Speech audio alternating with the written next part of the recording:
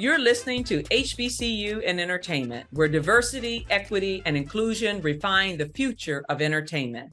I'm your host, Stacey Milner. Welcome back to another episode. Today is a special episode because we're swaying away from the traditional interviews because applications are now open for our HBCU in LA, New York, and Atlanta internship programs, and our team hosted a student informational session to answer all of the burning questions that you may have about the application period. So if you're a student, a parent, a partner, or someone who wants to learn more about the Entertainment Industry College Outreach Program, keep listening.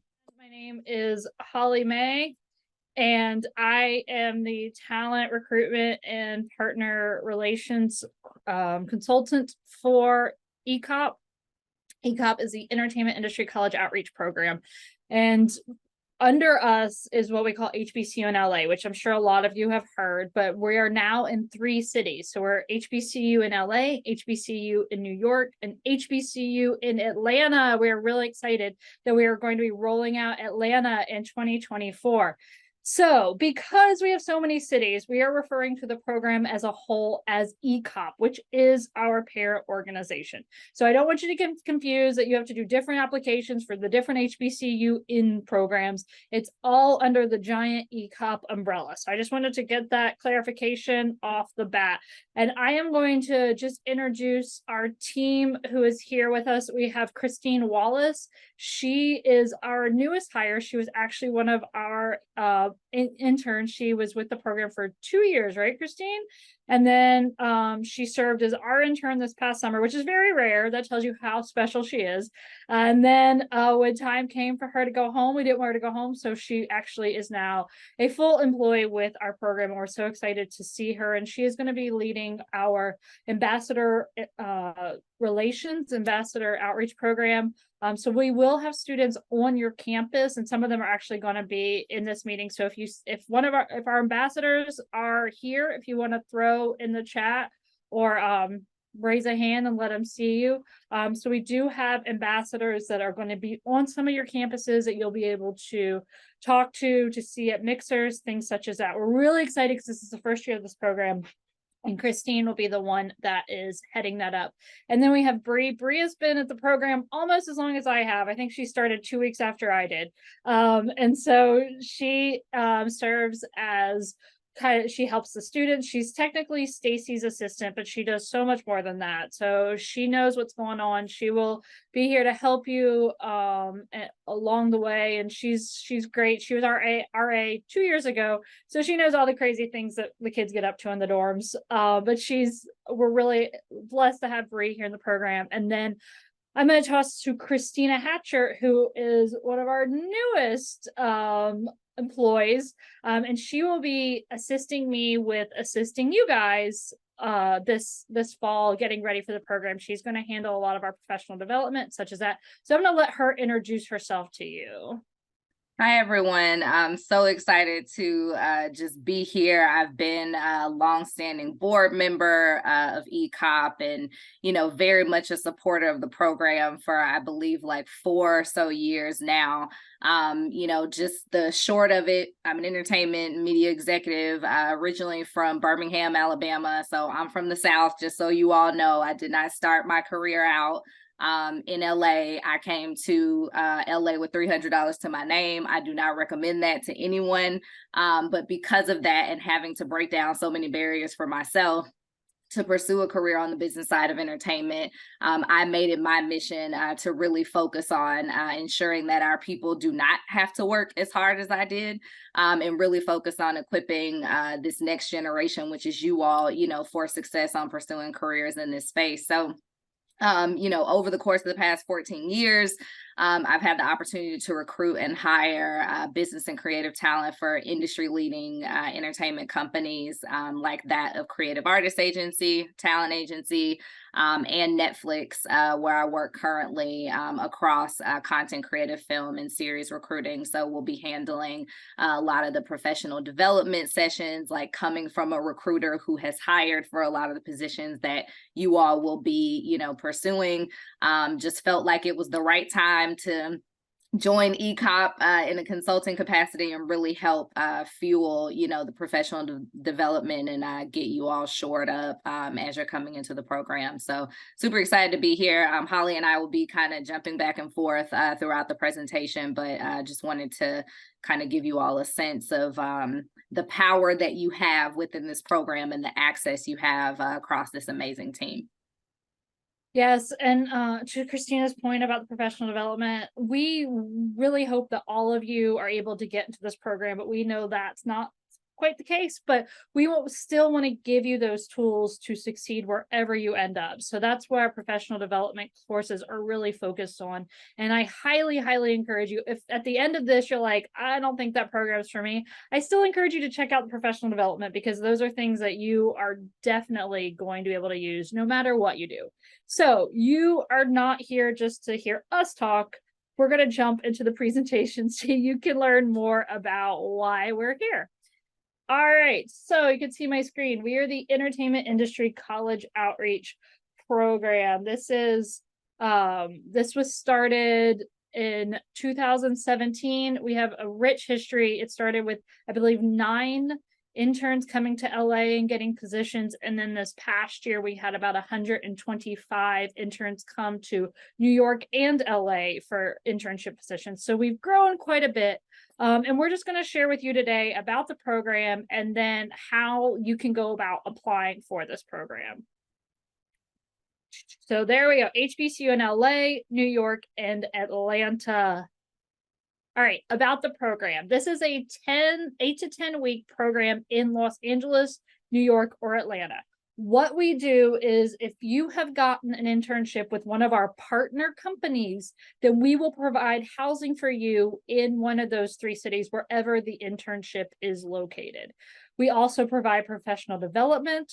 During the summer, we have a speaker series. We have a HBCU in LA Hollywood Welcome Week, where we have panel discussions, studio tours. What else? We have mixer events, networking events. So it is 3 days crammed full of enriching things to help you network, help you learn more about the industry, help you see really cool things. I love our studio tours. So that's the Welcome Week. That is in LA. We do have a similar setup in New York, and we are looking to see what we will be doing in Atlanta. So we'll have more details on the other 2 cities as we get closer. And one of the most important things to note is that our application closes on November 20th this year. That is a lot sooner than it was last year. So we've compensated for that, and we'll get to that in a second. But this is just a quick overview of the program. And just to quickly let you know, when we think about professional development, right, we know that you all have so many questions, and there's the anxiety, I'm leaving my hometown. How do I build relationships, right? I'm going into a corporate entity that I'm not familiar with. I'm speaking to individuals of certain levels that I'm not familiar with, right? Like, how do I navigate during my internship? How do I really maximize the opportunity, right? Because we all know, like, the ultimate goal is to go from intern to employee, right?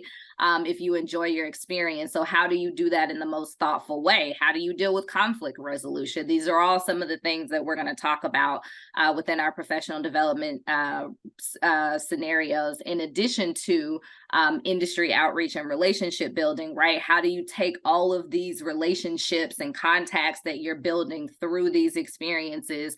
How do you know how to follow up, right? Like, how much is too much? How much is not enough, right? So how can you be thoughtful around that follow up? And then also, what are the career paths across the entertainment landscape? So we'll be talking about that as well.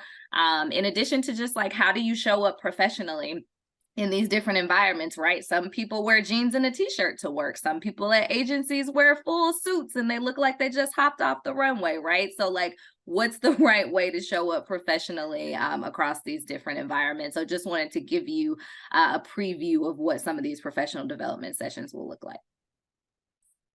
So our mission is to create access and opportunity, establish diverse pipeline of talent, expose students to valuable hands-on work experience, provide pathways for leveraging and launching a career, and intern to hire is our goal. So when we say intern to hire is our goal, that truly is. That's why we do the professional development that Christina just talked about. As of last year, we haven't gotten the numbers for this year, but as of last year, we had about 90% intern to hire. And that's based on interns who are eligible for hire. So that means you've graduated, you are free, you're not returning to grad school or anything. And so about 90% of the students that are eligible for hire have gotten hired. Sometimes it's with their internships. We've actually had students that a previous internship hired them, or we had one student that had two people competing to have her as an intern. She chose one, and then the other one ended up hiring her. So it looks a little different every time, but we want to make sure that if you're a graduated senior and you come out here for your internship, you don't necessarily have to go home. And we've had a few actually stick around. One of them's on this call. Christine, raise your hand. All right, program highlights, career development and coaching. That's what Christina had talked about, and she'll talk some more about that. Knowledge exchange with industry professionals. So this is really cool. We have, during the summer, we have a speaker series where we have industry professionals come in and speak to the students about different topics. It's a chance for you to see how different careers play out in the industry. So if you're into finance, it could be a finance week and you can see how that would work. One of the panels that I loved that we did 2 years ago was marketing through music, and we had 4 different labels, and they all talked how they handled marketing differently based on their size, based on their artists. And it was a really cool panel, and it spoke to different ways that you can use your music love and your marketing love. Or maybe you are like, I love marketing, but I don't know how that plays out. It was a great panel. So that's what we want to do, is expose you to all these different facets of the industry. But on top of that, we plan a networking time. So whoever was our speaker, the students actually have a chance to talk to them one-on-one, ask some questions, and network with them after the event. We do behind the scenes studio tours, which are super fun, screenings and panel discussions. We did a screening on the Disney lot for Haunted Mansion this year on the day it got released. So that was super fun. And then mentoring and networking. We have a platform that we host called ETN. And it's totally established to help you build those mentors from not just, here in LA or New York. Professionals from anywhere can get on there. So it's kind of like a LinkedIn, but with the sole focus of having that networking, not so much finding jobs, but just networking. So Christina, did you want to talk more about the career development? I would love to. Thank you, Holly. So super excited to have recently launched with this past cohort, what we're calling cohort reinforcement, right? So, as I mentioned, I very much have a passion for early stage talent development. And that really led me, to partner with EICOP initially, to really aid in adequately preparing, individuals like yourselves to make one of the most challenging transitions within the entertainment industry, which is merely getting an entry-level position, right? We know that one of the hardest things to do is just to get in and get that access. So really it's an opportunity to have time with me to really just help get you shored up, right? So you can leverage me for any questions you may have related to your internship, career aspirations. I'm starting to think about offers and what that could look like and what happens if I get more than one offer, right? Holly mentioned one of our individuals had 2 offers, right? And had to decide between 2 companies. So how do you thoughtfully do that, right? How do you think through what aligns with your values as well as your career objectives? So it's really just an opportunity to have some one-on-one time with me. I've sat in the hiring seat and, can really help you, shore you up as you're navigating within your internship, and then just get general guidance. So it's really just that time to have an informal unfiltered conversation with someone who has worked in the industry for some time, again, on the hiring side, and really just be able to let your hair down and, just kind of talk through, any challenges that you may be experiencing, areas of opportunity, and just to get that general knowledge. So we're super excited to have launched that. Links go out to the entire cohort, where you're able to schedule that time, where it doesn't, conflict with your internship and things of that nature. All right, our core programs. So I told you we have HBCU in New York, LA, and Atlanta. Within that, we have a few different focuses. So we definitely have those creative roles, but we wanted to highlight some of the opportunities that you guys might not think we offer. So we work with the NAACP, and they have a journalism fellowship. So they actually work with local and national media companies to secure internships for our interns. So it's a really cool program. We had some of our students at the ABC affiliate here. We've had them at the local radio stations. So we're really blessed that NAACP kind of puts in that legwork to find those internships and make them available to our journalism focused students. We also have a gaming and technology internship. So one of our big partners is Activision. They have a handful of opportunities that they look at our finalists to fill. We also are partnering with Paramount for some of their technology internships. And just so you guys know, coming up October 5th, we are going to have a tech and entertainment panel where our partner companies are going to have their tech recruiters, as well as some of their in-field people that actually do the jobs, talk about what kind of opportunities are available in entertainment for the people that are techies. I know on our application, we actually ask you if you know C++ and other programming languages, because this is where the industry is going. And that's who we want to provide for our partner companies to choose from. And then business and finance and internships. We want to make it very clear that we aren't just looking for people with creative backgrounds. We're not just looking for communications majors or theater majors or, television, people that love television, want to produce television. For every job you see in a normal company, that job exists in the entertainment industry. And we want to make sure that you guys understand that. We actually had a few business positions that our partners came to us wanting us to fill last year, and we didn't have enough business focused students. So we want to make sure that we're clearly communicating to everybody that we want the business majors, we want the finance majors, we want the data analysis guys. So no matter what your major is, I promise you that probably one of our partners is looking for you. I actually had a chemistry major apply to the program a couple years ago, and I was like, why do you want, you're a chemistry major, why are you applying to the program? And he's like, because I want to do special effects and blow things up. I was like, that sounds like the best reason ever, and I kind of want that job too. So whatever your major, whatever your focus, this is a great opportunity for you. So and then these, like I said, we have categories, we have tons of categories. So this is literally just a handful of some of the different areas that you could be placed in. Some of these, as you know, we do have a strike going on right now, so that will affect some of our stuff. But for the most part, a lot of the jobs that are affected are union jobs. And because you guys aren't union, you're not getting those jobs. So it's not going to affect the internships as much, but it will have a little bit of an effect on just because it's affecting the industry as a whole.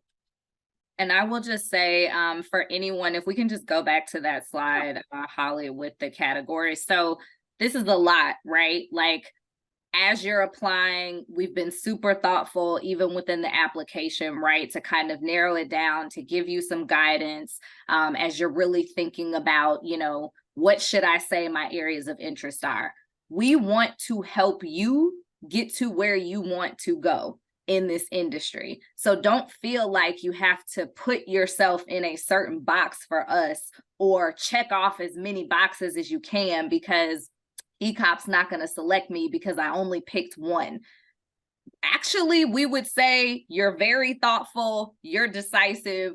we want you even more to land an internship, right? So like, again, we just understand that there's so many decisions you're making, even down to like, how do I get in and how do I choose, which area interests me, right? Multiple areas can interest you. I also just encourage you all to think outside of the box, right, of what could relate, right? So PR publicity sometimes crosses over with marketing. So even though you may not be right within PR, you could get the exposure that you want within marketing, right? So think about what are those adjacent areas to your areas of interest where you'd be okay also learning knowledge, right? And getting that exposure, because you never know like what one opportunity could lead, itself to the other. So just wanted to give you all just a better sense and kind of remove some of that anxiety as you're deciding, what are my areas of interest. But again, like any questions, you always can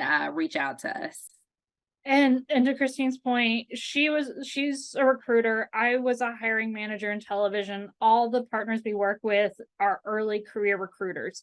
We know where you are in your life. You haven't made all your decisions. You're still figuring it out. And we can read between the lines. That's why we ask the questions we do on the application, because we're reading between the lines and we see where you're headed. You don't know, but we've worked with you this age enough to know exactly what you need. So I'm actually going to skip the next slide and go here. So this is our program steps. This was blowing up the chat, so I skipped over. So this is how the program works. First off, you go to our website and you apply. Big deal. Our founder actually had me add all those exclamation points.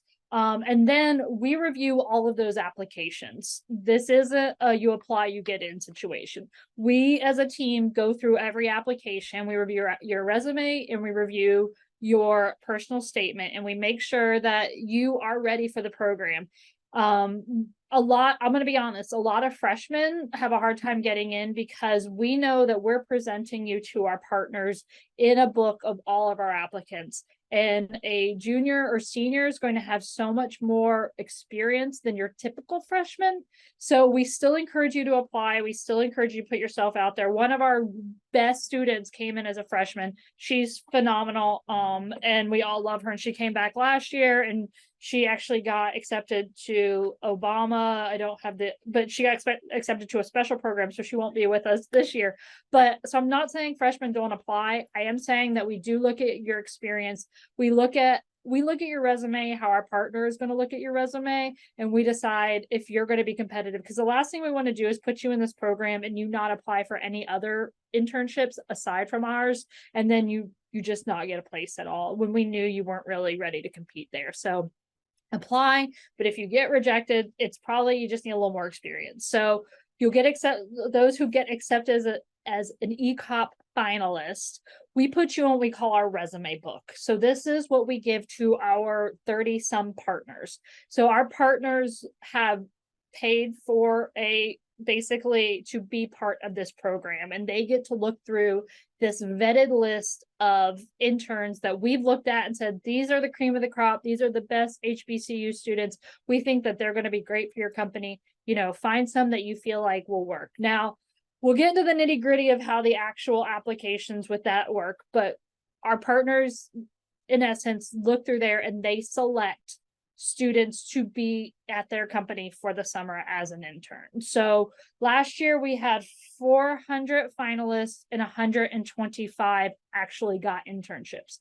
So just because you're a finalist does not mean that you are coming to New York or LA or Atlanta. It means that you've been put into a resume book for our partners to choose from and possibly select you as an intern. So I just want that to be really clear, because last year we sent out the congratulations, you're a finalist, and people were like, I'm going to LA. And it's like, maybe get that internship first and then you're coming to LA. So I just want to be very clear about how all that plays out. So once you secure that internship offer, and we hold your hand every step of this process, trust me. Once you secure that internship offer, then we get you all set up in LA, New York, or Atlanta. You'll come at the beginning or the end of May, beginning of June, and your internship will start that first week of June. You'll have 8 to 10 weeks in your select city, and then you will go home. We have tons of programming, tons of stuff over the summer, but that's neither here nor there. So these are the steps. Apply, get accepted as a finalist, apply for internships with our partners, then you secure that internship offer, and then you get to come to New York or LA. Does that make sense? The students who are not picked by partners still get to participate with some of our virtual stuff, and you are automatically rolled back in for the next year. So once you're a finalist, you're always a finalist unless you do something to muck it up, because we will kick you out. There is a code of conduct. I'm just warning you. But yeah. There was also a good question. What were the common differences between finalists and those selected for internships? So again, there's not necessarily common differences when we think about finalists and those who are selected for internships. These companies, we vet talent coming into EICOP, and then the companies vet talent that has applied to EICOP for their specific roles and their specific companies. So there's no way to say like, here's the magic, the secret sauce, right? Like, again, we prepare you. This is why we have the professional development sessions. This is why we work through like resume workshops and things like that to help you be more competitive. But ultimately, it lands on each respective partner company to decide what makes the most sense. Qualifications, right? So like, being qualified, having certain skills, having certain campus participation. We know you're not going to have a ton of different, jobs and all of those things, but campus participation, what are some programs that you're a part of that may align, right? Even just having general interests in certain areas, right? So like they're looking at your resume initially because that's what they can go off of to say, hey, this is someone who could be ideal for our program or not. But great question, William. And I'm going to jump on Evelyn's question. Is there an interview process with the partners once selected as well? Yes. So this isn't clear at the airport or TSA pre-check. You're not jumping the line. You still have to go through a full interview process with our partner companies. We're just telling them, hey, this is a good kid. You should check them out. We feel like they'd be a good fit for you. And then they're like, okay, we'll put them in our pipeline and we will interview them for this position. All right. So that is our cohort from last year. I'm going to go back. So this is how you apply. You go to ecop.org. You can also scan this QR. It takes you to ecop.org. What you need to apply is a one-page resume. If you feel like your resume is not up to snuff, you don't want to submit it yet, that's why we have a how to do a competitive application and resume session this time next week. So make sure you sign up for that. Your personal statement. So this is a minimum of 300 words to tell us about you, why this program would be important to you, what, your dreams, your hopes, your wishes. It's about you. It's 300 minimum to get us to know you better. And then proof of enrollment. So the proof of enrollment, we just need to make sure that you are currently an enrolled student. If you are graduating in December or if you are graduating in May, you are still eligible. So if you are a student at this exact moment, you are eligible to apply. So that proof of enrollment is just showing us that, and that can be your student ID, just something as your name and the date and your school on it. So tuition bill, whatever you want to attach there. So Charles, quick thing. So Charles, will we be penalized for a 2-page resume? I'm going to be honest with you all. I'm an executive. I have a 3-page resume, and that's 14 plus years in the game. There's no reason why at this stage you should have more than a 1-page resume. Think about the resume, and we're going to share this in the competitive application and resume session. Think about your resume as real estate. It is important. It's prime real estate to showcase what you have done, what you have contributed, right? Your accomplishments, your campus organizations, all of those things. So if you can parse that down, do your best to get that down to 1 page. It's not about penalizing you for 1 page or 2 pages. It's about how do you thoughtfully communicate the information about your experience in the most succinct way, because recruiters, I guarantee you, are only taking about 5+ seconds to review a resume. So they're not at this stage going to likely go beyond 1 page in reviewing the resume.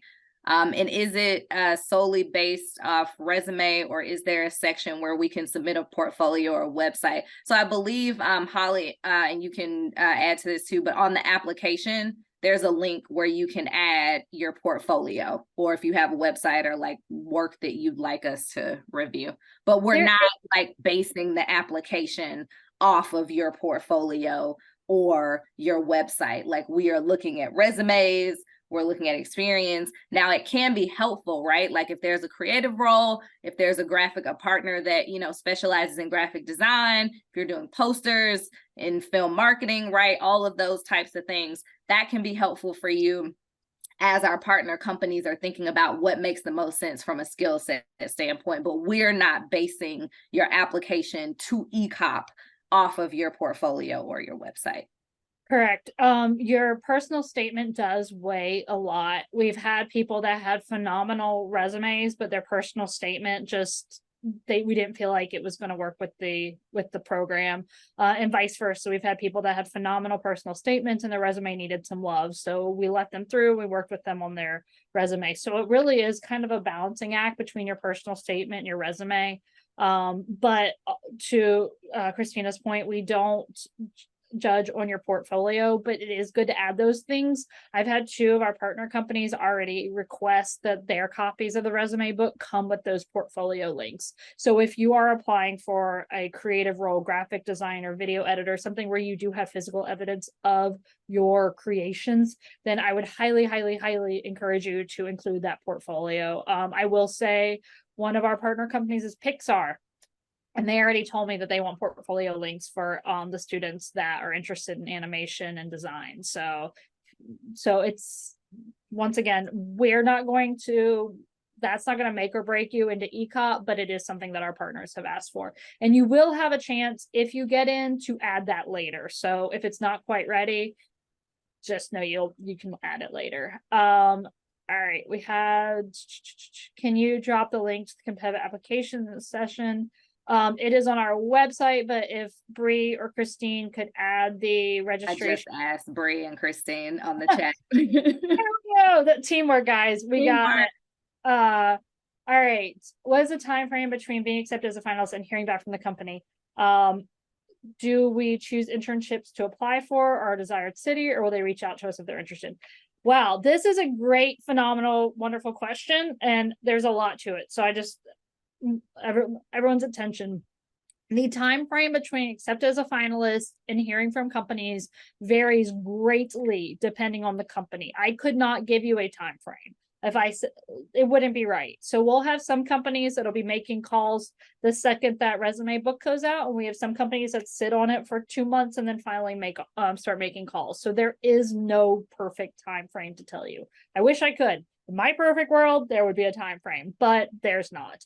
Secondly, do we choose internships to apply for in our desired city, or will they reach out to us if they're interested? Both. So we have about 30 hiring partners. Each one does hiring just a little differently. So Blumhouse, they did Megan, that's one of their big releases. Blumhouse is one of our partners. So last year they had 2 positions that our students could apply for, and we sent out a form. If you're interested in either of these, fill out this form. There you go. Disney, you just go on Disney, apply for whatever positions fall within the correct city. Then they'll interview you. CAA looks through the resume book, and then they decide who they want to reach out to. So every partner does it differently. And I promise, if you get into this program, I give you a full packet of information on each partner, what their breakdown is, if they can or can't hire graduates, and how to apply for their internships. So all of that is made extremely clear to you when the time is right. But the thing you got to know, we work with so many different partners in so many different facets of this industry, and some have been around for 5 years, some been around for 100 years. So they have different ways of doing things, and there is no hard, fast rule for any of them. So when we say it, most of your questions will be, yeah, it depends. Sorry. But I just want you guys to know that I've had students, and we're trying to get this fixed, but I've had students that actually got internships the last week of May, and they were supposed to start that next week. We're trying to break that. We know that's not ideal. So, but I just want you to know, like, there is no, like, no consistency across the companies and how they handle things. Could you help me with making a portfolio? That we can add that as one of our professional development sessions. We're still planning those out. So it depends on, I guess, what you're kind of trying. I can do a video. I'm a video editor, so I can help with video portfolios, but we'll talk about that. Can we have someone update the link? I also just tried it too, and I think it went to just the general Zoho. So if we can just get that correct link updated. So And then I actually also received in the DMs, and I'm seeing this question come up. Do you have to be at an HBCU, or does a predominantly Black college count too? I also got, what if we're Black and we don't go to an HBCU, right? Like, this program is all about diversifying the industry. It started out with a goal to highlight HBCUs because, sadly, Stacy, our founder, was having to tell people and educate them on what an HBCU was, right? And so that's where the program started. We also focus on minority serving institutions, where you'll hear MSIs. So as long as you think of yourself as someone who can help diversify this industry from a perspective, a lived experience standpoint, we welcome you to apply. If we secure an internship in an eligible city that is not partnered with EICOP, are we still eligible for the program if we're selected as a finalist?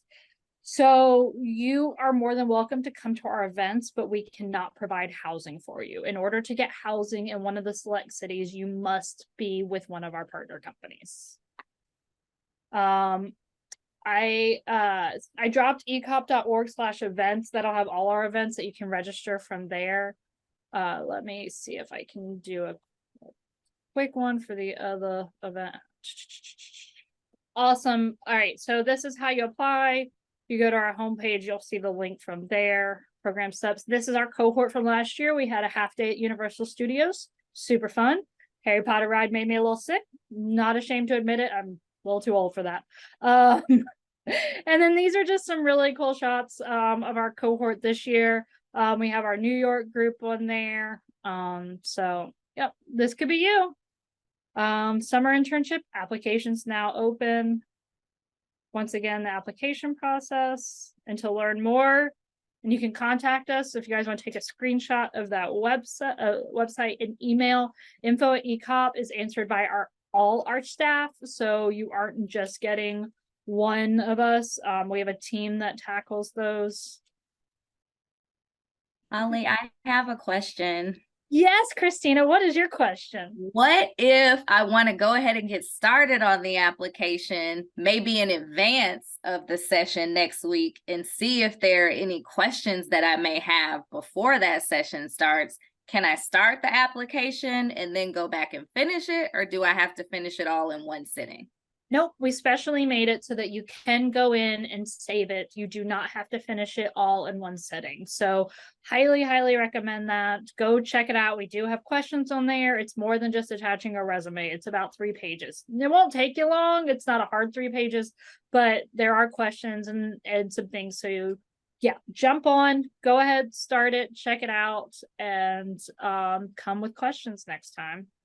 And then this is our social. Of course, that was a leading question, you all. I asked that on purpose because I think that it would be really good, for anyone that's interested. Go ahead and check out the application, see what the questions look like, see what questions you may have, and come to that session, right? Like already having looked at the application, just so you can better leverage us in that session and just get information that would be helpful for you. I think also just thinking about the personal statement that's required, right? Like, be intentional about what you're seeking to get out of a program like this. Be intentional about your why, right? Why are you even interested in this industry, right? Why are you interested in pursuing a certain career? What's the impact that you would like to make as you're pursuing these careers? So really think about those things as you're going through the application process.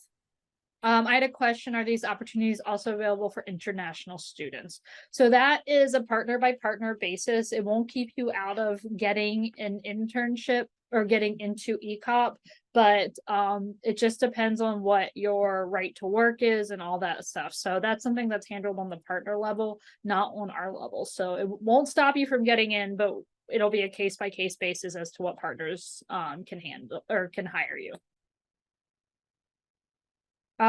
William James has a raised hand. Yes. So, hi, sorry, I don't know if we can ask questions this way. Yes. Absolutely. Okay. If you, I guess, well, Holly, since you do the recruiting, was there any kind of personal statement that really stuck out to you? I don't know if you can answer this question too, Christina, but that's what I have. I actually see that our president and founder is now on this call. Miss Stacy Milner, would you like to answer that question? You're muted.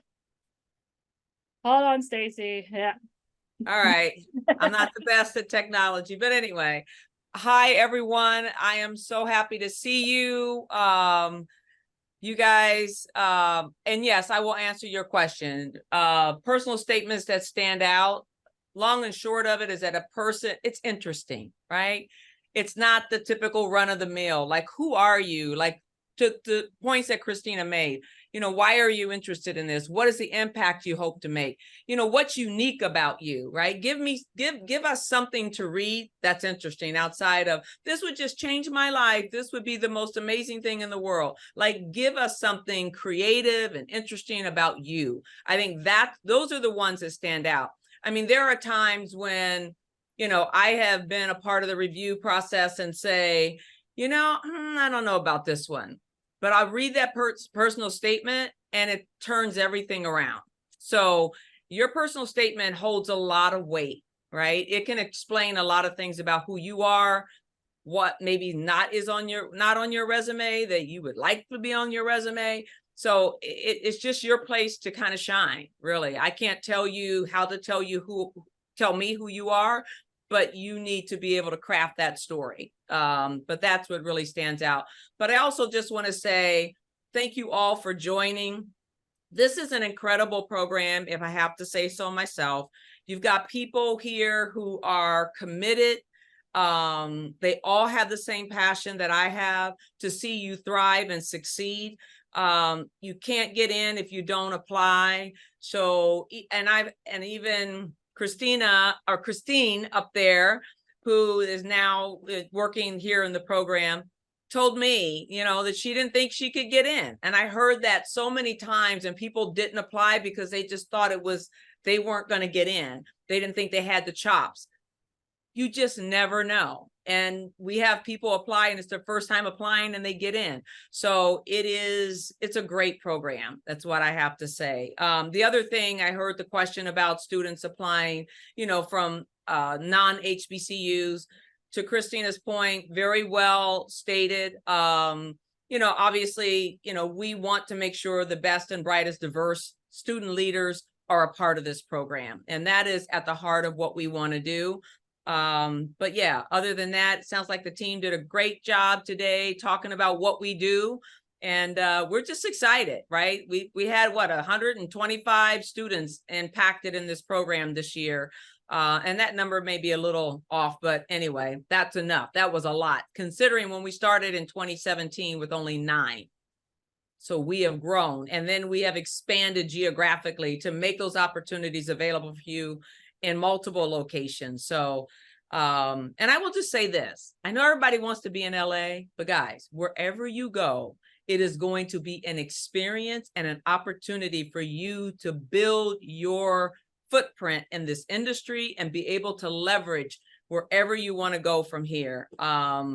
So don't get hung up on LA.